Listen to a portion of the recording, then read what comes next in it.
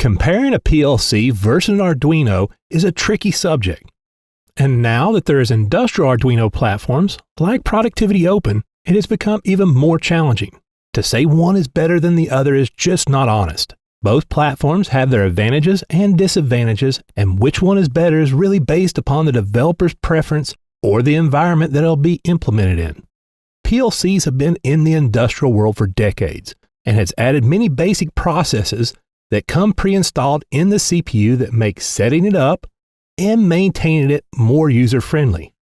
Whereas the Arduino platform comes as a blank slate, and it is upon the program developer to add these processes that will allow it to function and interact in its environment. Now that is the major difference here. Arduino can do many of the same things that a PLC can do, but has to be programmed to do so.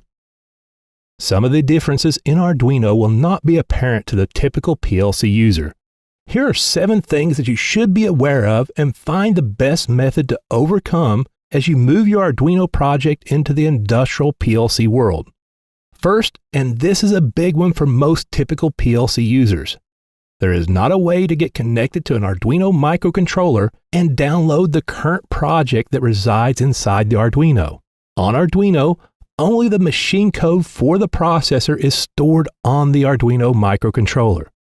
Whereas with most PLCs, the complete project is stored on the PLC, with comments, variable names, instructions, and you can even connect to the PLC, download the project, and then make edits or troubleshoot your code.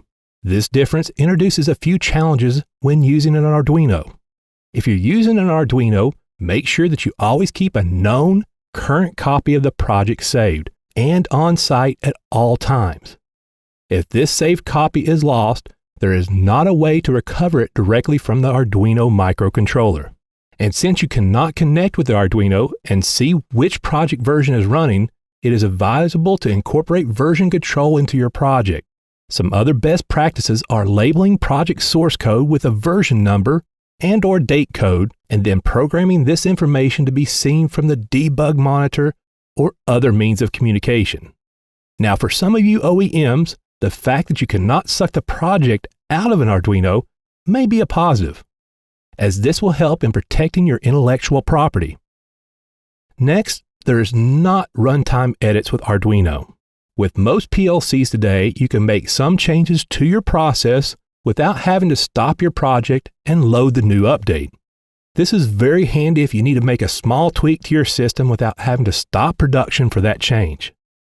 With Arduino, just make sure that you're aware that any changes to the Arduino will involve a complete new machine code being written to the Arduino, so the process will be stopped during the loading process.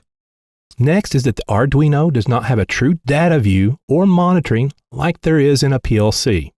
With a PLC, you can get connected to the PLC, set up tables to monitor the current values of variables or I/O, and also monitor the status of the ladder code from the development window, which is a huge help when testing, developing, or troubleshooting your system.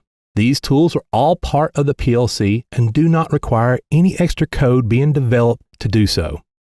With Arduino, there are some debugging tools, like Serial Monitor and Serial Plotter, but this requires prior programming to implement. Only what is programmed to be sent to this serial monitor or other communication method can be evaluated by the troubleshooter.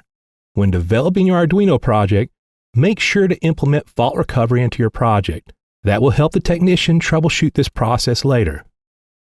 This kind of leads into the next major point. Arduino is a blank slate when you start, and its performance is based upon what the developer programs into the Arduino. Whereas with most PLC suppliers, they have attempted to simplify the development process by managing most of the core microprocessor functionalities and then only exposing a set of filtered functions. And with Arduino, the developer has more control over the hardware capabilities. There are both positives and negatives with both approaches. Auto-config of I/O. With most PLCs, before you even start a project, the I/O is already mapped to a variable, so the configuration of the I/O is already handled without the programmer's intervention. With Arduino, you will need to set up the I/O to be read or written to. All I/O is immediate in Arduino. When you turn something on in a line of code, it happens at that moment, whereas with most I/O and PLCs, the on or off condition is handled at the end or the beginning of the ladder scan, with only some specialized I/O being immediate. This is neither negative or positive, just handled differently. Just be aware that there are some differences that may cause a little confusion in your timing routines. With PLCs, there are CPU, I/O, and communication watchdogs. This will limit the CPU from getting stuck in a loop and going into a runaway condition, helping to minimize the risk of unsafe operations that could cause damage to equipment or personnel. With Arduinos, these can be done, but the programmer will need to implement them in their code. This truly comes down to preference. Some people would like complete control over how their hardware can operate and function, and for them, the Productivity Open Industrial Arduino would be the perfect product for them.